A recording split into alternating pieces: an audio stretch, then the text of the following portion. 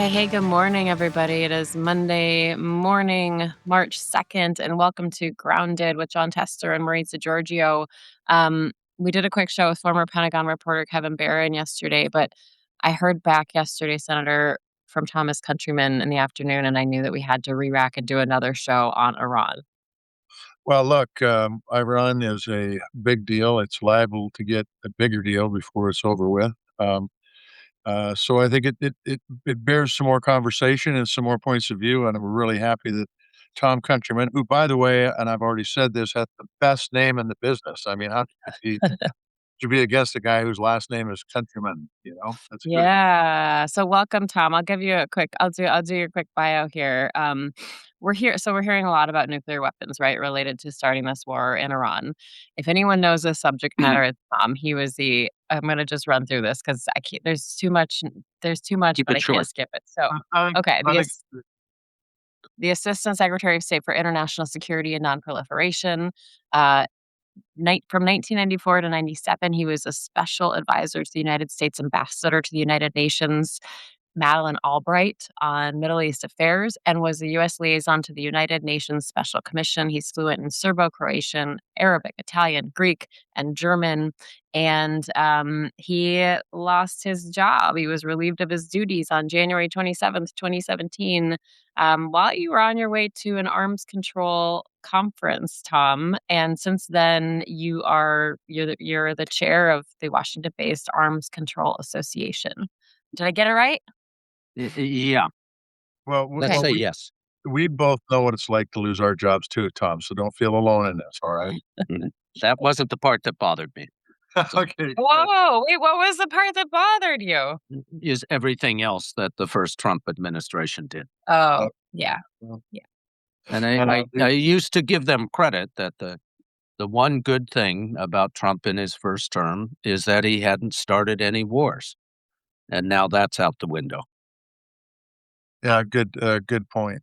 So is it fair to say you spent most of your career, if not all of your career, working on issues around the Middle East. Is that correct? Yeah, about half of my career, yes. About half of your career. And so you've been able to get to know some of the. I mean, everybody talks about the fact that these guys have a different life than we do, and they probably do, and they have different perspectives and different values and different goals and all that. Maybe true, maybe not. I don't know. But in the end, you've had a chance to try to figure out how the mind works over there. Is that correct?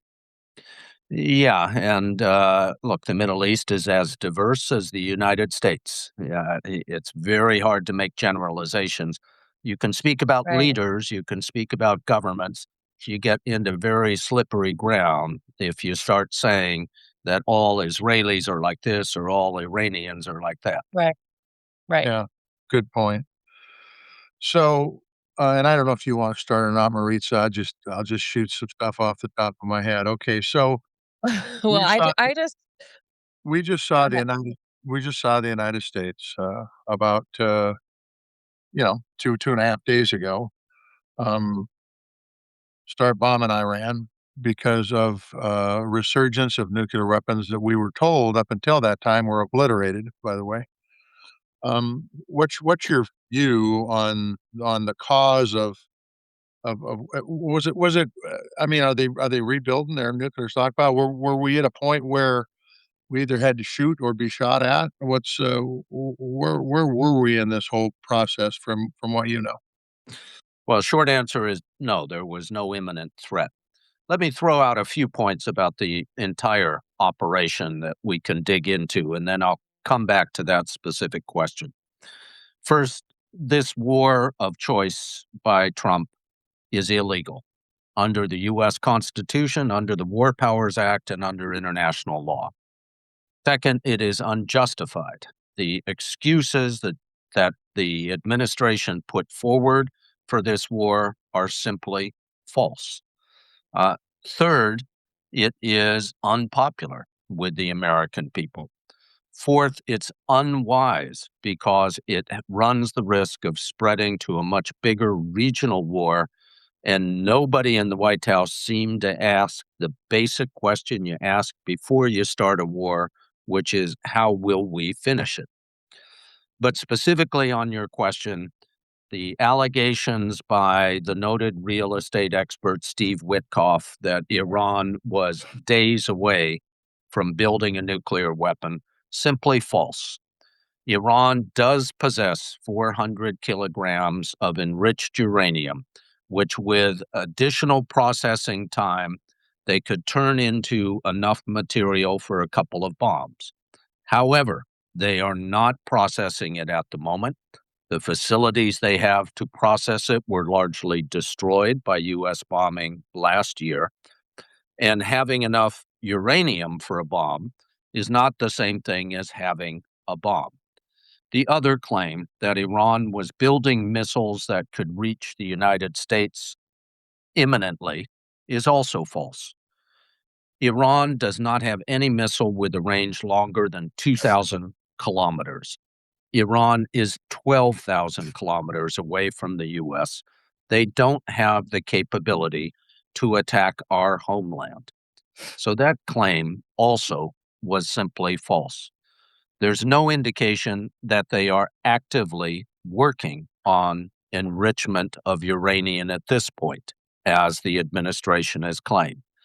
And there, according to press reports, I don't know because I no longer see intelligence reports, the intelligence community had no indication that Iran was about to strike first by attacking American ships and bases in the region. So everything that the president has said as he throws chunks of spaghetti at the wall to see if he can find an explanation that will stick, all of them just don't add up.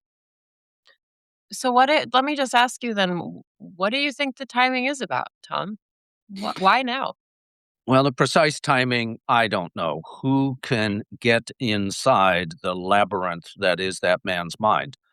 I think part of it was that the Congress was scheduled to be out of session this week, and therefore could not take a vote under the War Powers Act to authorize or not authorize the use of military force. I think part of it is that it was long planned between the United States and Israel that this was the time for attack, unless Iran accepted every last point in the negotiations.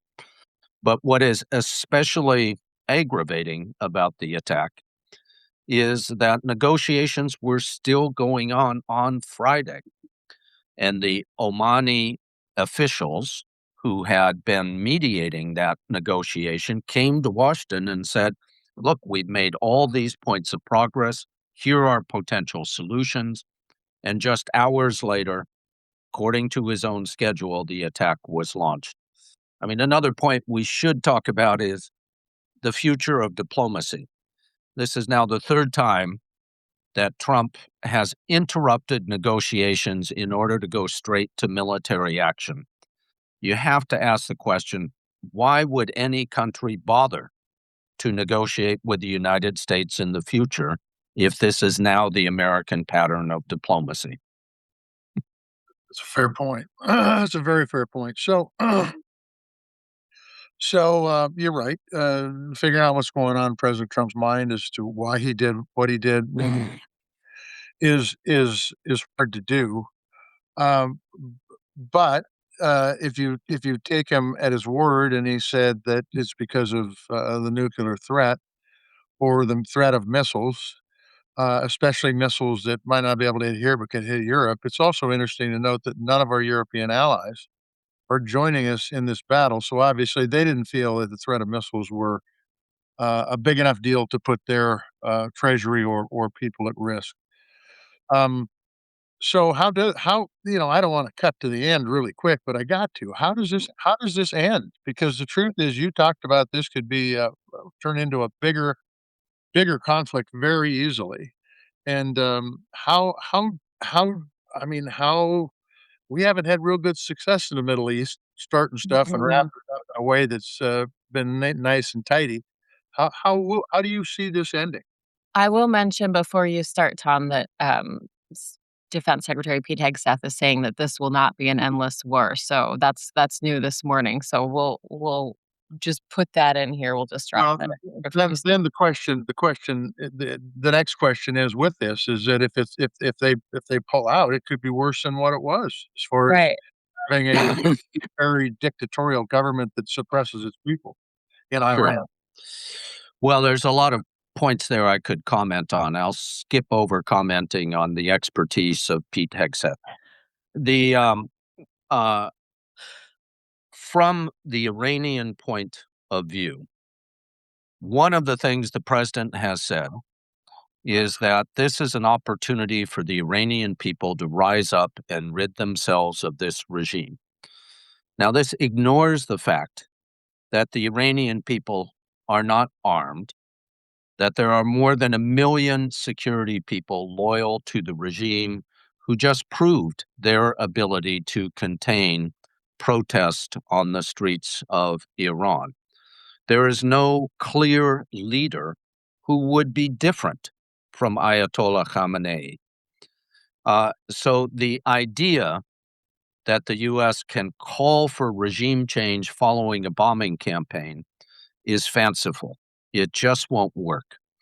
There's a good commentator I saw from Iran who explained it this way, and I understand their point of view. They say, "We hate this government that we have, but we also hate the idea of no government. And we have seen the chaos, the death that resulted in Iraq, in Libya, in Syria, and Afghanistan when there was no government. We are living in a house that we hate, but outside the house, there is a wildfire burning, and we are not going to leave this house." So it's not a question of the regime being unpopular. It's that regime change is not accomplished by aerial bombing. So, what will Iran do instead?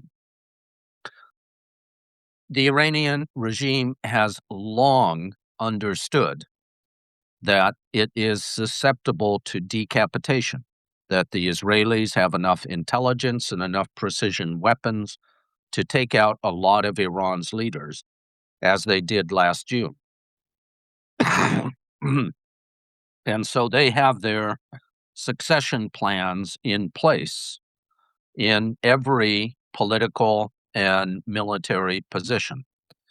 They will, I expect, continue to fight back at a time of their own choosing.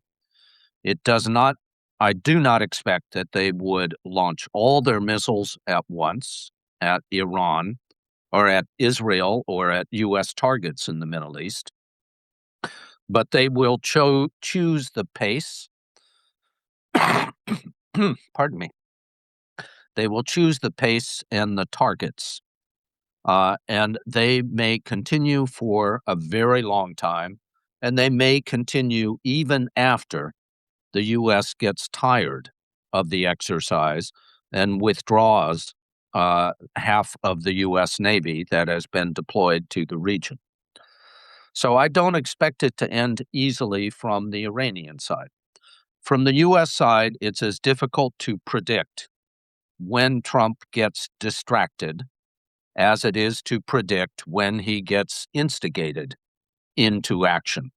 There is a cost to keeping all these resources on active alert. We are spending hundreds of millions, if not $1 billion a day on this exercise. There will be American casualties, none of them from the Epstein class, but there will be American servicemen killed in this operation. And so, at what point does Trump say, "I've proven my point, we're ending this now"? The one thing I do not expect is that it will end with a complete surrender of the Iranian regime. We didn't have that in Venezuela. It certainly is not going to happen in Iran. So, if you got a crystal ball, I don't know if you do or not, Tom. How long? I know you said you can't predict when he might what's they do and when he might do it, but how long do you think this is going to last? I hesitate to say. Uh, it. Um, I think the point is it will last longer than the Trump regime says it will. That is, there will come a point where the president says, "We're done." And the Iranians will say, maybe not out loud, "No, you're not done. We haven't finished our payback." This will be an ongoing threat to U.S. interests and U.S. allies in the Middle East for a long time. Already though, I saw something today, a post, my former, producer group chat sent me, and it basically went over all of these statements he's given to different media outlets. So for the Washington Post, he said the aim is freedom for the people of Iran. For Axios, he said maybe we can end it in 2 or 3 days. I mean, remember we heard that he would end the war in Ukraine in a day. Yes. New York Times, he said it might be 4 to 5 weeks. I have three very good choices of who might take control in Iran. I read another article that said they killed everybody that they thought might take over. And that's what he said to ABC. So we're seeing this all over the place. We're hearing it's about nuclear weapons. We've heard it's about freedom for the people of Iran. We've heard, I mean, I saw another post he put on True Social. We put it up yesterday about, you know, saying that Iran, meddled in the 2020 election. So it's just all over the place, and at any given moment, I guess I wonder from you though, Tom, he did put out kind of this warning, that, when Iran vowed to retaliate, and he said that they shouldn't do that, and we would, hit back in a way that they've never seen. So, let's see, let me pull this up here. I'll put it on the screen. They better not do that, because if they do, we will hit them with a force that has never been seen before. What do you make of that? Because for me, we've seen a lot. We've seen a lot, including the use of nuclear weapons. So, what do you think he's threatening there? I have no idea. Um, yes, it's always possible to use more force than we have. At a certain point, you run out of targets unless you're just going to bomb cities, um, which is a little bit of the kind of war that Israel and Iran are into. Um, kind of run out of military targets. How will Trump approach this? Look, there's better experts than me, but from what I've seen in the 10 years of the Trump era, there are two things that motivate the supreme leader of the United States, and that is money and ego. In terms of money, he has learned, and his family has learned, that Saudi Arabia is the greatest cash cow, that uh, Mr. Trump's family, having enriched themselves by $5 billion over the last year, much of it from the Gulf states, is ready to do what a leader like Mohammed bin Salman in Saudi Arabia wants him to do. And he's also convinced that in working closely with Netanyahu in Israel, that is also good for his financial future.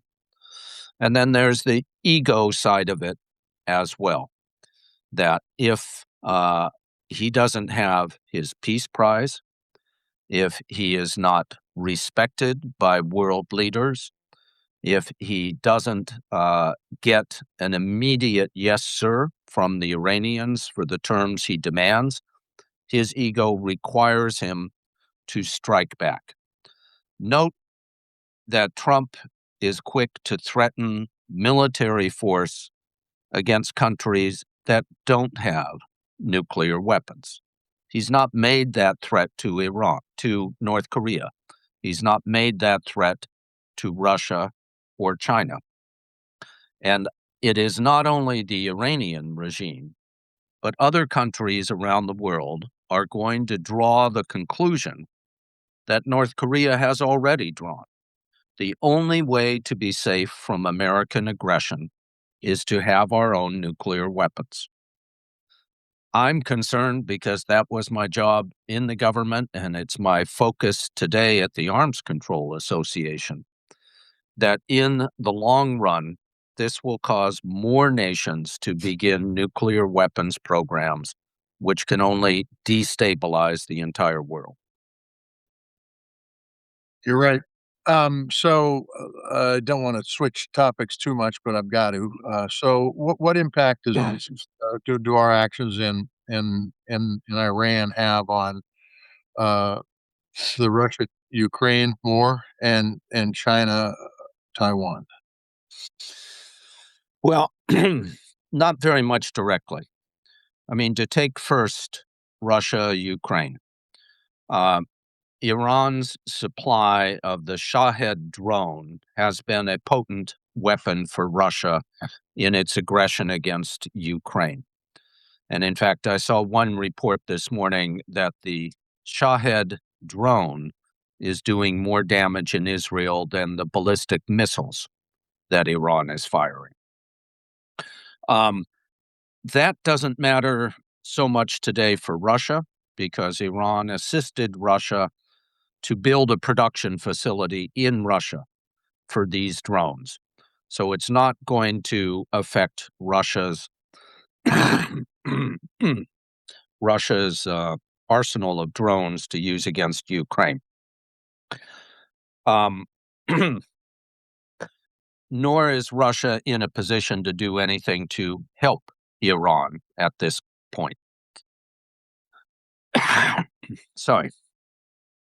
The it To the extent that there are serious negotiations between Ukraine and Russia, and so far I see very little seriousness on the Russian side, this will further distract the United States from attempting to do anything.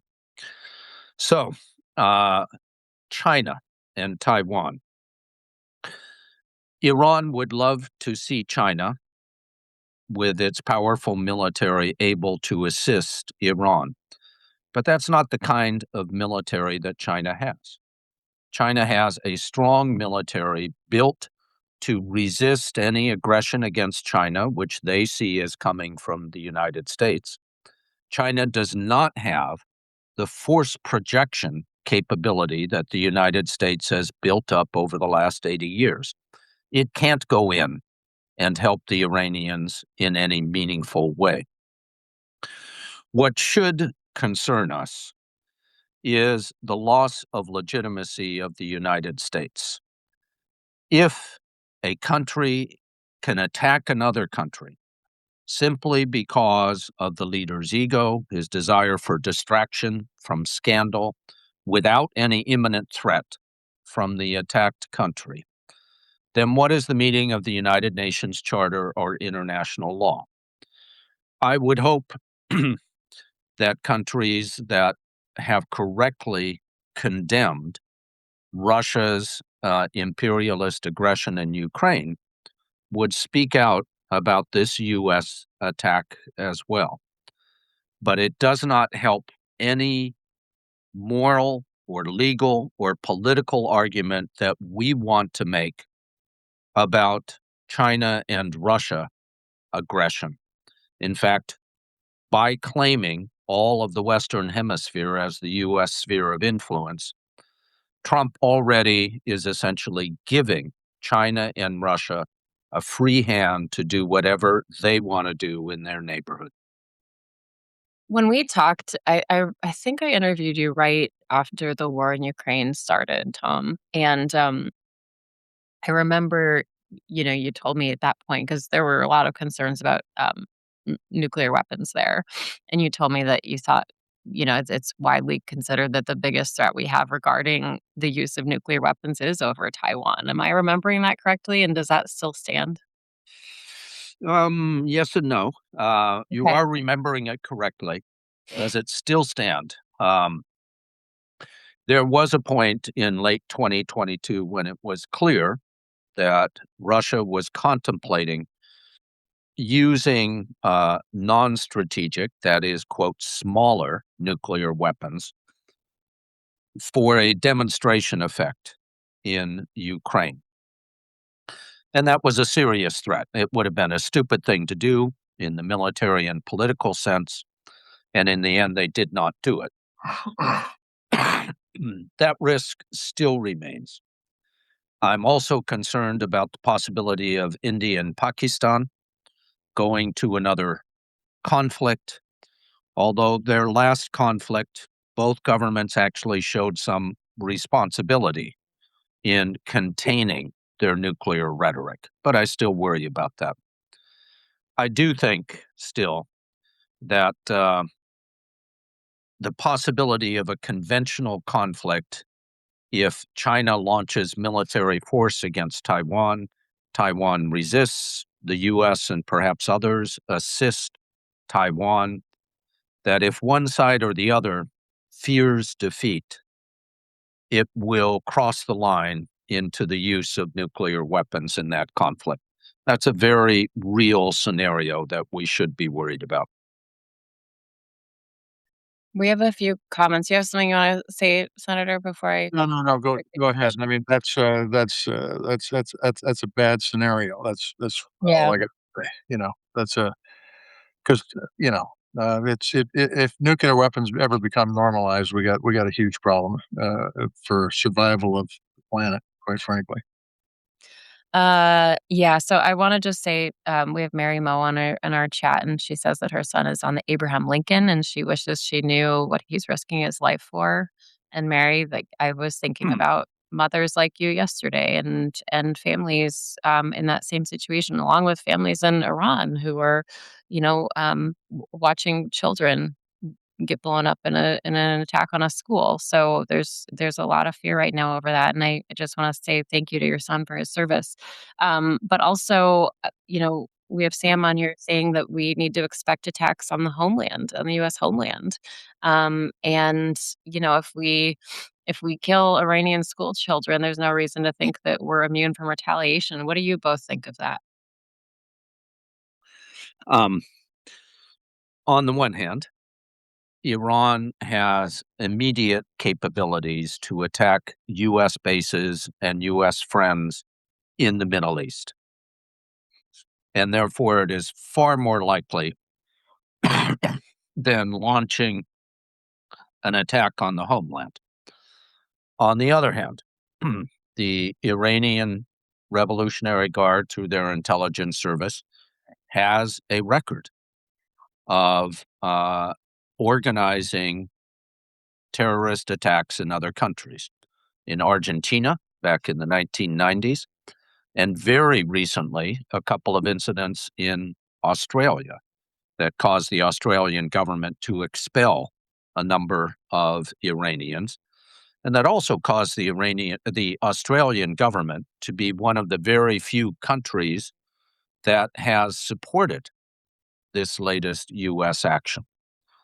Um, so Iran has a record and a capability. They've also attempted to assassinate Iranian dissidents in the United States.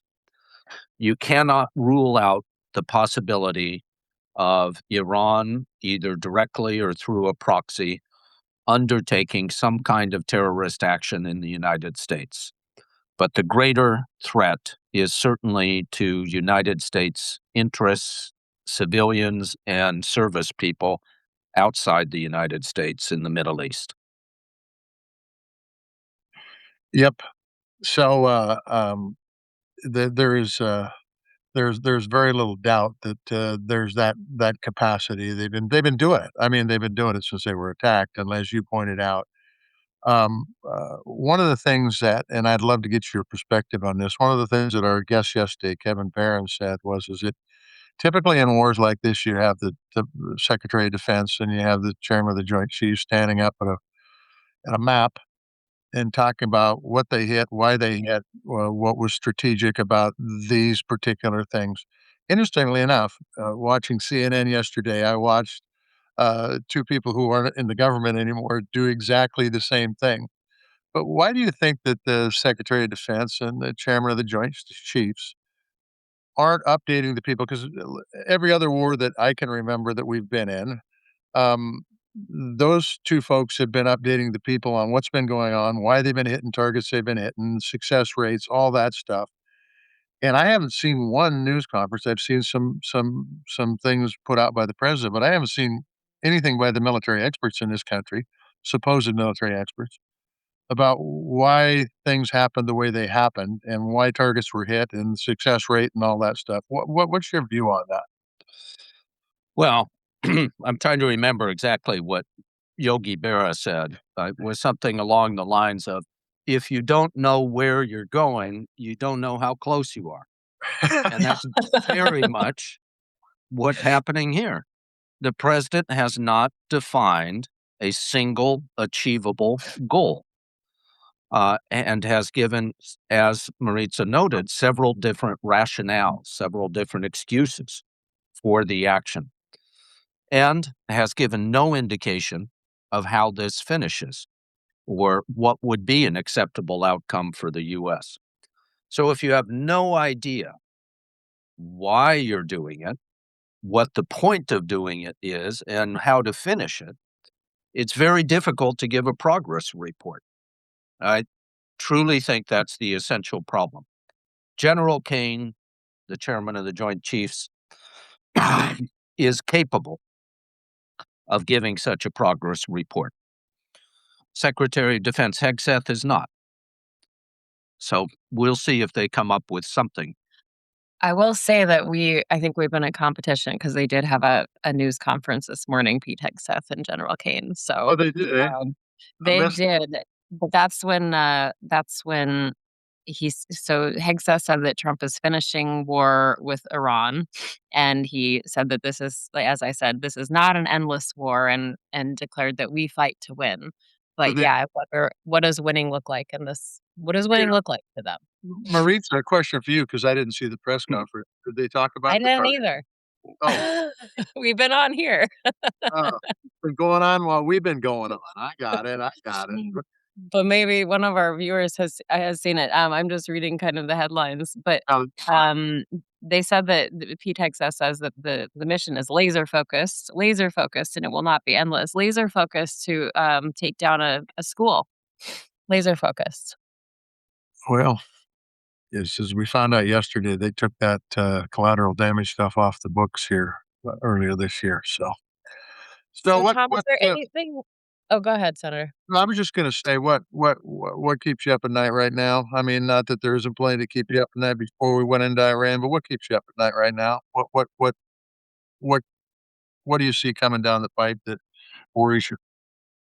Yeah, there's always been a lot to keep me up. If God hadn't invented bourbon, I don't know when I'd sleep. Uh, the uh, Certainly, I was, until a few months ago, more worried about the situation in Ukraine.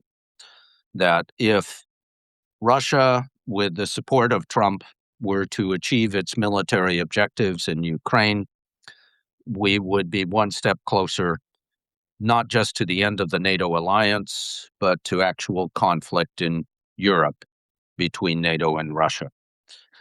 Today, I am more concerned about Iran and about the way that the United States has now created a potential wide ranging war in Iran, that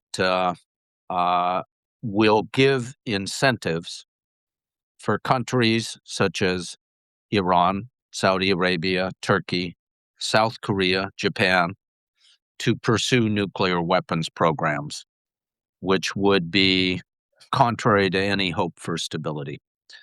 And finally, before last week, I was also very worried that although President Trump says he wants a new three-way nuclear arms control agreement between the US, Russia, and China, he has no idea how to do it. He has not made any suggestion. He doesn't have the people who can do it. And there is simply no conversation, not just no negotiation, but no conversation between Washington and Moscow or Washington and Beijing about how to put the nuclear genie back in the bottle. We spend $100 billion a year plus on our nuclear weapons program today, including a lot of it that will be put in the ground there in Montana with new ICBMs. Uh, And we're going to spend a lot more than that in a new nuclear arms race that would exceed in cost and danger anything we saw during the Cold War if we don't begin making a serious effort to find a way forward with both Moscow and Beijing. And as you said, why should anyone trust us? Why should anyone trust us when we go in and try to make these deals? Yeah, nuclear arms control is a little bit different in that uh, it's not credible to say if you don't agree to our terms for nuclear arms control, we will launch nuclear weapons at you tomorrow. So it's not quite the same situation as Iran. And further, arms control agreements are not based on trust. They are based on mutual verification and inspection. And that's why the US and Russia succeeded, both of them, in reducing their nuclear arsenals by more than 80% over the last 40 years. Now that downward curve in the size of the arsenal is turning upward again, not just in China, but also in Russia and the United States. And That brings we up a should be good worried. point, though. I mean, didn't so to correct me if I'm wrong, but didn't the International Atomic Energy Agency actually didn't weren't their inspectors ejected from Iran? So Yeah, how do we actually assess the risk in Iran without those inspectors on the ground? yeah. Um, so there's a very long up and down history between Iran and the International Atomic Energy Agency. Under the so-called nuclear deal of 2015, the JCPOA, Iran was constrained from enriching above a certain level. There were inspectors at every important site in Iran. President Trump tore up that deal in 2018. He chose to violate the deal, even though Iran was respecting it. And that's when Iran, after waiting for a year, went into overdrive, uh, started enriching to much higher levels, reduced its cooperation with the IAEA, and after the June attacks last year, totally expelled the IAEA. Now, the return of IAEA inspectors to Iran is very important if we want to know what happened to the enriched uranium that Iran possesses. And in fact, the IAEA was closely involved in the negotiations between the US and Iran last year and was putting on the table the ideas that could achieve that result: a limit on Iranian enrichment and the full return of inspectors to Iran. It is that negotiation that Trump short circuited with this attack. Yeah, I got you. Well, No, now we've uplifted all of our viewers. that's kind of the whole thing I was just gonna think of, Senator. I mean, I know that we can thank God for bourbon, but, like, what can we be hopeful about, Tom? Like, um, what can we carry with us today as we kind of unpack all this and process everything that's happening that makes you feel any kind of hope, if there is any right now for you? Well, 2 points. Second one for the senator. The first one is it it always aggravates me to watch on television talking heads like me uh, analyzing this in terms of throw weight and buildings destroyed. These are real people, Right, and we have right. to have in mind the servicemen and others, Americans in the region whose lives are now at risk. And we have to look with deep sympathy on the civilians in Iran who have died and are otherwise suffering. The point that ought to give us hope is there still is, according to rumor, the United States Congress still exists. And I am told that they will vote on Wednesday on a war powers resolution offered by Senator Kaine. As I said, I think part of the timing of this attack was to avoid having a vote on this before the attack. I would hope that there are a lot of Democrats and enough Republicans of good conscience who still think the Constitution means something, who will be able to say on Wednesday, this war is not authorized. Do you think we have a chance of that, Senator? I think there should be a chance of that, but if you look at past history, when's the last one that was passed? 2002? And there's been a lot of conflicts that we've been in, and it didn't happen in Venezuela. And when you take a country's leader, when you attack a country and take its leader, if that's not an act of war, I don't know what is. I, uh, let me put it this way: there's always a chance, okay, but I will be shocked. I will Yeah. really be shocked. So, It's such a closely divided in both houses yeah, that I think that if there were a positive resolution yeah, giving him authority, that would not pass. yeah, that's correct. And if there's a negative resolution I will not. saying you don't have the authority, that won't pass either.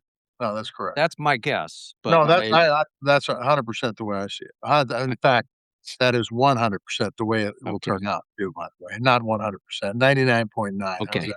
So all there's right. still a chance. Well, There is still a chance. so so you're saying there's a chance. My And friend Pavel is on. He's saying, "Is a war powers vote now too little, too late?" Though, and I do think about that John McCain moment, and maybe that's a video that should be sent around. You remember that you were there, Senator. I The John was. McCain thumbs down moment, right? Yeah. And maybe I don't know. I think when we're talking about the things that we've talked about this morning, uh, what does power matter? I mean, do So, what's right for the world.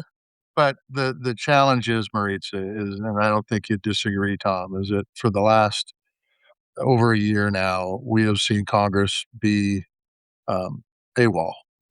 And, it doesn't matter what the issue is. It doesn't matter if it's healthcare, it doesn't matter if it's food stamps, it doesn't matter what the issue is. They really haven't acted to put any controls on the executive branch whatsoever, which, by the way, the Constitution is pretty clear about. In fact, it's very clear about. And so I don't see them putting any controls on the administration on this either. I just don't. I'll put up this little section from the statement that the ACA, that you're part of the Arms Control Association. So this is part of it, and it says the U.S. Congress and responsible states around the world have a solemn moral and legal duty to oppose this rogue aggression, beginning with emergency legislation and international mediation to stop further hostilities by all sides. So, Tom, is the ACA? I mean, are representatives from the ACA making calls?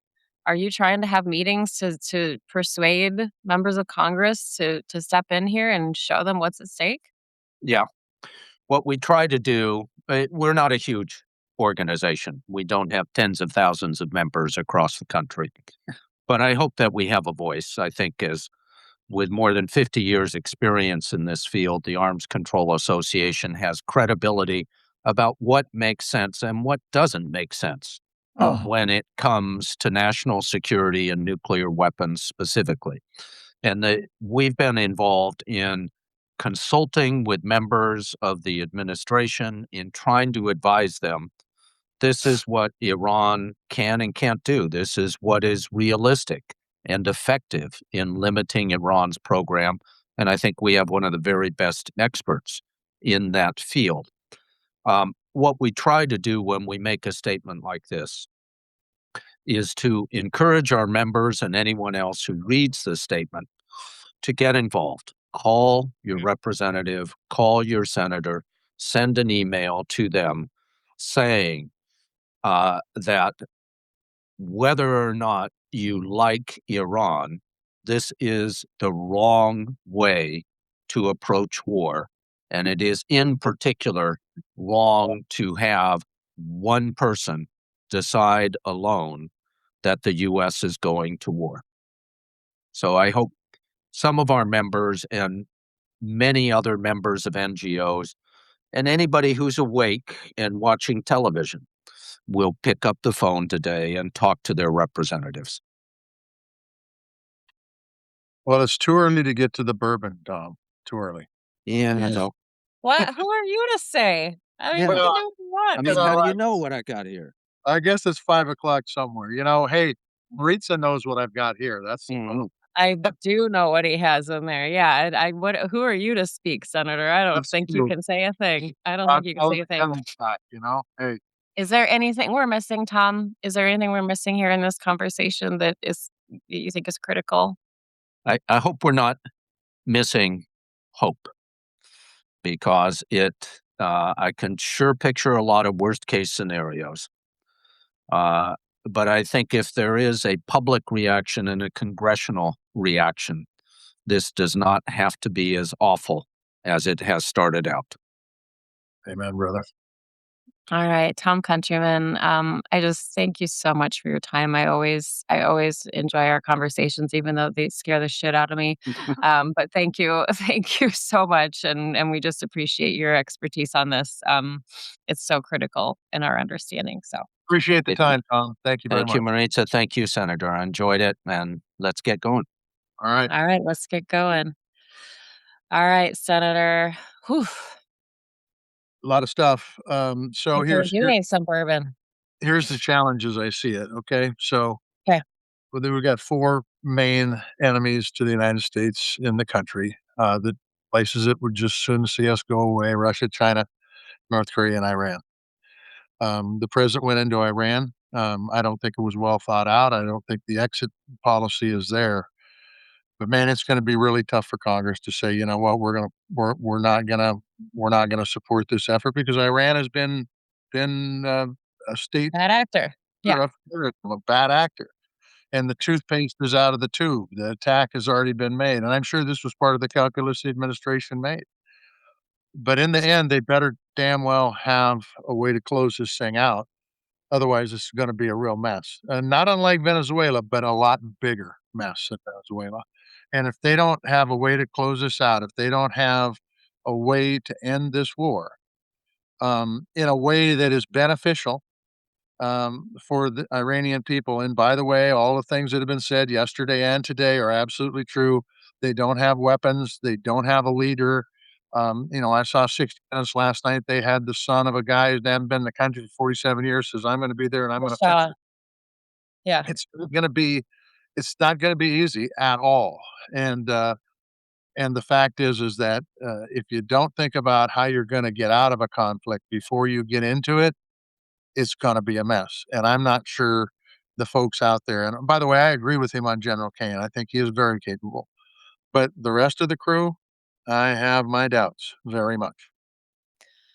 Well, they're just yeah, the fact and Kevin talked about this yesterday, but the fact that the Iranian dissidents say there's no organization in the opposition, and, you are going to roll your eyes at me, but my grandfather, in the '70s actually produced a ski tourism documentary for Iran and before the revolution, and, it was with the Shah and the Empress, and he and Susie Chaffee and Billy Kidd went over and they did this ski documentary, and he made friends within the government there, and then so many of those friends, I mean, one in particular was in exile for the rest of their lives, and, it was a really dangerous situation, so it's not this thing that's super organized, and people have been living in fear, and we've seen what they've done to, we've seen what they've done to the opposition. We've heard what, tens of thousands of people killed, Yeah, and they don't have arms, and, for President Trump to say, "Oh, well, now's your chance. Take it back." I mean, can you imagine? Like, it what is that supposed to look like? speaks of a lack of understanding. The other thing I would say is remember before this conflict started, a few days before this conflict started, General Kane said, "We don't have the munitions and we don't have our allies. This probably isn't a good idea." You should listen to your military people. I'll just tell you that. Some people say, "No, no, no, they just want war. They just want war." That has not been my belief. They want peace through deterrence, and I don't think this is where we are with this conflict at all. So, at any rate, um, that's it. It's a great day in north central Montana. What can I say? The sun's shining, the birds are singing, and it's way, way warmer than it should be, and I way, do have way. a question for you. What's that? I do have a question for you, though. When Good. we talk about the deal that President Obama made Yeah. The with Iran, JCPOA. Yeah. Yeah. yes, and then for, Trump to pull out of that, as Tom talked about. What do you remember about that? What do you remember about both of those, events? And What I remember about the JCPOA was the first time that we had eyes on the ground in Iran to look at what they were doing in their nuclear enterprise. It was done by a lot of really good negotiations. There were several big bills that I voted on that were important. This was one of the ones that was really important. Why? Because it had a chance to bring peace to the Middle East, and it had a chance to bring Iran uh, into the 21st century. Because, by the way, they're young people. They don't like the government they've got. It's been right. well done. This was an opportunity. Was it perfect? No, it wasn't perfect, but it was a giant step forward. And we had Europe on board. We even had Russia on board, as I recall, maybe even China on board. But the bottom line was he came in, he had a different agenda. I don't believe he had fully understood it. And by the way, it was done by Obama, so it was automatically bad. So he ripped it up. And now we're spending $1 billion a day in the Middle East bombing Iran.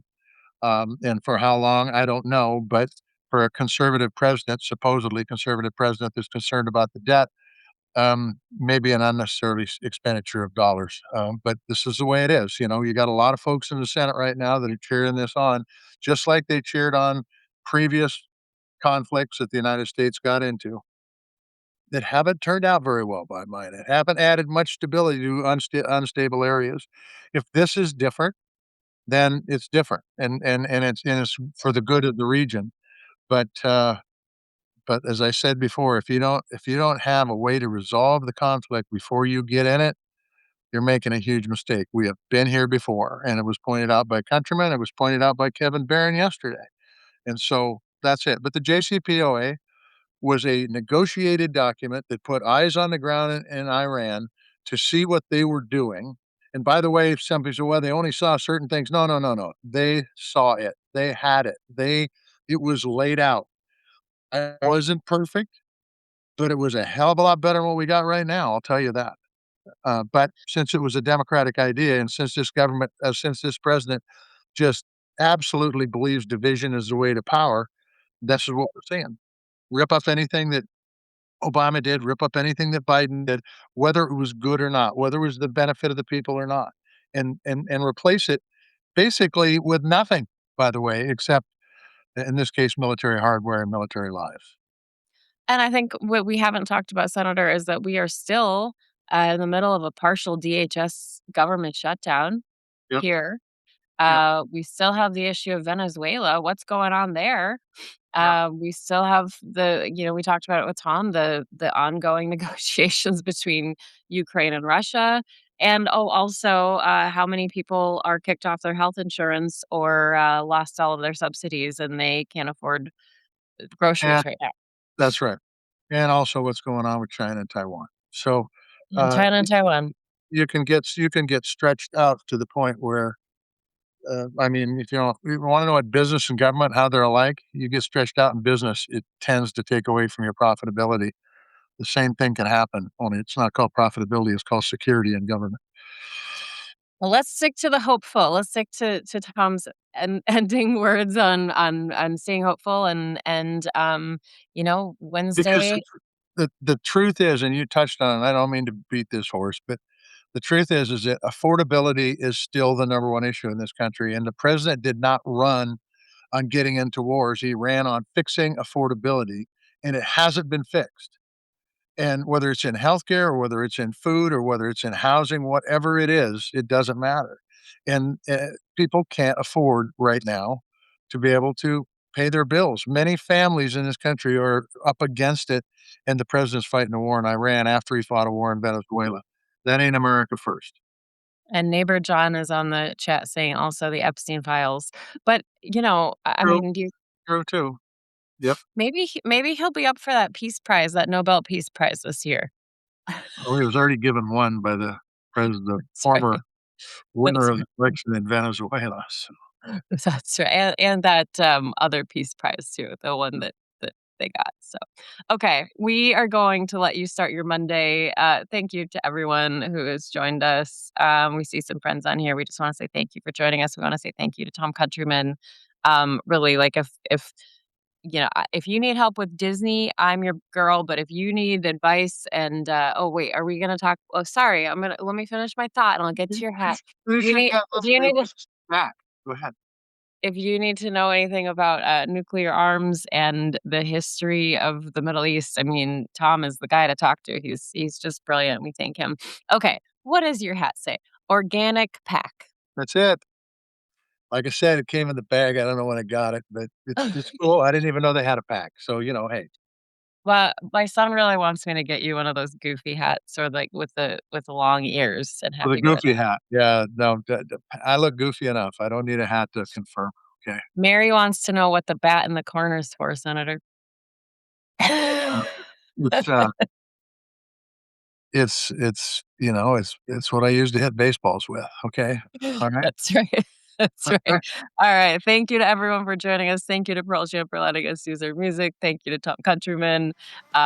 We are only successful because of this community, and we just thank you so much, and, we'll chat again soon. Tally ho.